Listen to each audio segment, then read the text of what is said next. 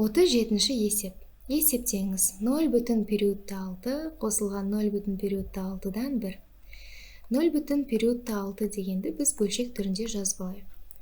Периодта бір ғана сан, демек ол 9-дан 6 деп жазылады. Енді бұл есепті есептеу бізге оңайырақ болады. Демек, 9-дан 6 қосамыз, 1 бөлінген 9-дан 6.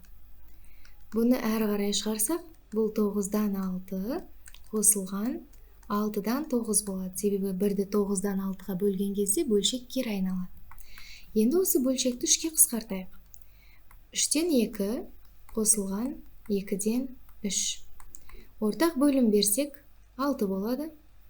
Мұнда 2-ден береміз, мұнда 3-ден береміз. Сонда 6-дан 4 қосылған 9. 13 бөлінген 6. Бұл 2,6-дан 1 болады. Сонда нұсқалардың ішіндегі дұрысы А нұсқасы.